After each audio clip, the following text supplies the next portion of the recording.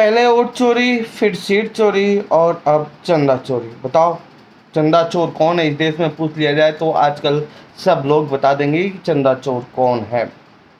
पहले वोटों की चोरी हुई, फिर राज्यों में सरकारें बनाई गई, उसके बाद से राज्यसभा की सीट चोरी कर ली गई और अब चंदा चोरी कर ली गई है। राम मंदिर से वो भी चंदा चोरी हुई है, जिसके लिए कई लोगों ने अपनी जान दे दी। अयोध्या में राम मंदिर बनाने के लिए बड़े बड़े आंदोलन हुए, कई नेताओं ने पैदल चला, लाठियां खाई, कई लोगों की जान चली गई। कल्याण सिंह ने अपनी सरकार से इस्तीफा दे दिया ताकि वहाँ राम मंदिर बन सके, और बना भी, कोर्ट के आदेश के बाद से बना भी। लेकिन अब जो वहाँ लोग बैठे हुए हैं वो पूरी तरह से बीजेपी के लोग बताए जाते हैं, सत्ता के करीबी बताए जाते हैं। जाहिर सी बात है, जिसकी सरकार होती है, कोई भी कमेटी या कोई भी नया काम होता है, उसमें सरकार के चाहने वाले या सरकार के करीबी लोगों को ही जगह मिलती है। उसी तरह जब श्री राम तीर्थ जब उसी तरह श्री राम तीर्थ क्षेत्र ट्रस्ट बनाया गया तो उसमें भी बीजेपी के करीबी लोगों को शामिल किया गया, जिसमें चंपत राय महासचिव हैं इस ट्रस्ट के और नृपेंद्र मिश्रा इसके अध्यक्ष हैं। यही ट्रस्ट पूरा राम मंदिर के में आए दान का देख रेख करता है। अब इस ट्रस्ट के अनुसार करीब राम मंदिर के अनाउंसमेंट के बाद से करीब 3,000 करोड़ रुपया चंदा आया है, जिसमें मंदिर का कार्यभार हो रहा है, मंदिर बना है, वहाँ की देख रेख, मंदिर के कॉरिडोर में वहाँ की सुरक्षा, वहाँ की सफाई, ये सब देख रेख उसी पैसे से होता है।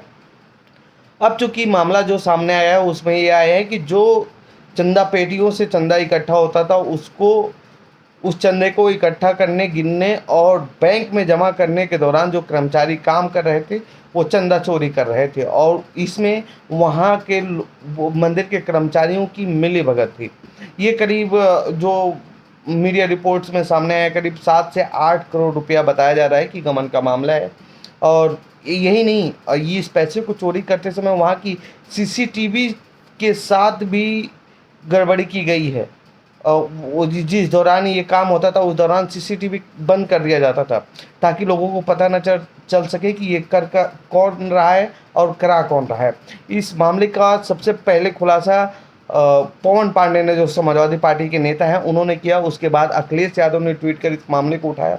उसके बाद से उनकी बेटी पर लोगों ने कई तरह के ट्वीट्स किए कि किसी नाइजीरियन के साथ भाग गई हैं। इस पर सफाई भी आई, अखिलेश यादव ने खुद इस मुद्दे को उठाया। उसके बाद योगी आदित्यनाथ ने भी इस मंच से कहा कि तुरंत एफआईआर करने का आदेश दिया गया, क्योंकि हमारी सरकार में सभी बेटियों को एक सम्मान नज़र से देखा जाता है। ठीक है, लेकिन ये एक तो सवाल उठता है कि आखिर जब राम मंदिर का मुद्दा, गमन का मुद्दा उठाया गया, तभी ये क्यों हुआ, तभी अखिलेश यादव की बेटी को टारगेट क्यों किया गया। खैर, ये तो दूसरा मामला है। लेकिन इस पूरे प्रकरण में शामिल कौन कौन लोग हैं, जिन जिन लोगों के नाम आए हैं, वो बेहद चौंकाने वाले हैं। कुछ मीडिया रिपोर्ट्स में दावा किया जा रहा है कि जो वो चंपत राय के ड्राइवर रहे हैं, उनका भी नाम इसमें शामिल है। करीब उनका नाम बताया जा रहा है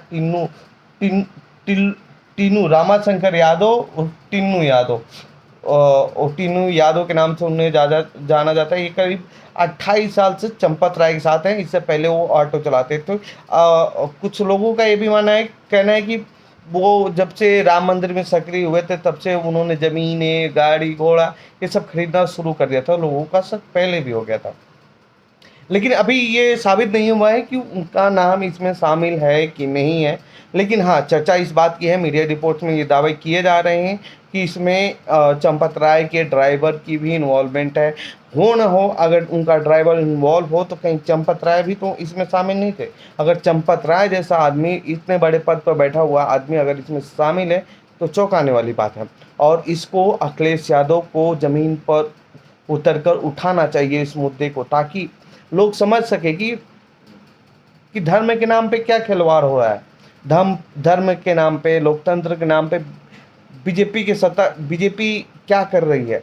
कभी कहीं वोट चोरी कर ले रही है, कहीं सीट चोरी कर रही है, कहीं आज तो 20 सांसद टीएमसी के चोरी कर लिए भाई। अब क्या करोगे? उस पार्टी में इन लोगों ने उसे शामिल कराया जिस पार्टी के बारे में तो कोई जानता नहीं हो। हम इसके बारे में बात करेंगे, लेकिन दूसरे वीडियो में हम डिटेल वीडियो में बात करेंगे। तो आप सोच रहे हैं क्या कर रही है? वोट चोरी, फिर सीट चोरी, अब चंदा चोरी।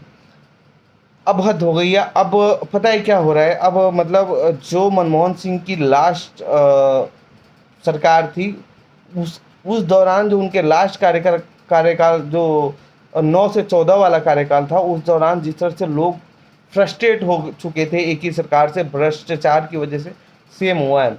आप याद रखिएगा, किसी भी डेमोक्रेसी में लगातार किसी की सरकार बन रही है तो वहाँ कुछ न कुछ गड़बड़ है, वो उस राज्य का विकास होना मुश्किल है। इसीलिए सरकारें बदलती रहनी चाहिए। और यूपी के लोग तो ऐसे नहीं थे भाई, पता नहीं कब कैसे क्यों हो गए, मुझे तो नहीं समझ में आ रहा है। आपके पास अच्छे अच्छे नेता हैं, मायावती हैं, अखिलेश हैं, योगी, एक ही पार्टी की सरकार क्यों? कांग्रेस को भी चुनो, हर पार्टी को ले, मोनोपोली मत करो, क्योंकि सिस्टम में हर जगह उन्हीं के हाथ में भरे रहेंगे तो भ्रष्टाचार तो होगा। और दबदबा और गुंडाई तभी आती है जब एक ही पार्टी की सरकार रहती है। तो इससे अच्छा है कि सरकारों को बदलना जरूरी है। एक ही पार्टी की सरकार एक राज्य में रहेगी तो नुकसान होगा, और वो वहाँ की जनता का नुकसान होगा। आखिर में ये क्यों नहीं डरे चोरी करने से? पर और देखना, इनका कुछ होगा नहीं। अगर साबित भी हो गई चोरी तो कुछ होगा नहीं, मामला इधर उधर करके, फाइलें ऊपर नीचे करके बंद कर दी जाएंगी।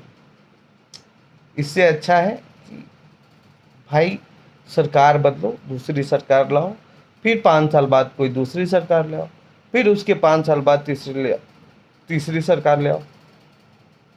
ऐसे ही राज्य का विकास होता है। नहीं तो जहाँ देख लीजिए अब, जहाँ 20 साल से 25 साल से एक ही पार्टी की सरकार है, वहाँ की स्थिति क्या है? वहाँ विपक्ष है ही नहीं, तो वहाँ डेमोक्रेसी कैसे रहेगी? जो लोग आगे जा रहे हैं वही आगे जा रहे हैं, दूसरे लोगों को मौका ही नहीं मिलेगा। एक ही कास्ट के लोगों के लिए सब कुछ होगा।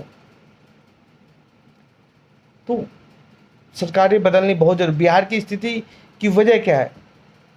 बिहार की इस स्थिति की वजह है सिर्फ 15 साल लगातार लालू का रहना और नीतीश का 20 साल रहना।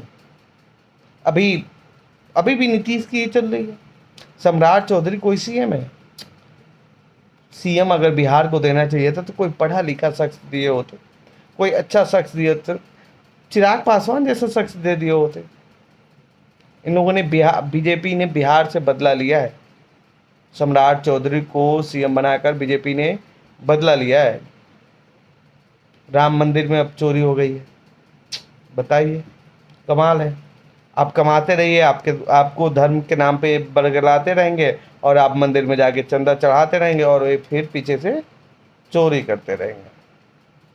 आपको कैसी लगी ये वीडियो कमेंट बॉक्स में ज़रूर बताएं, और इस वीडियो को मेरे चैनल को सब्सक्राइब करें, इसे शेयर करें, ताकि यार कुछ हम भी कर सकें।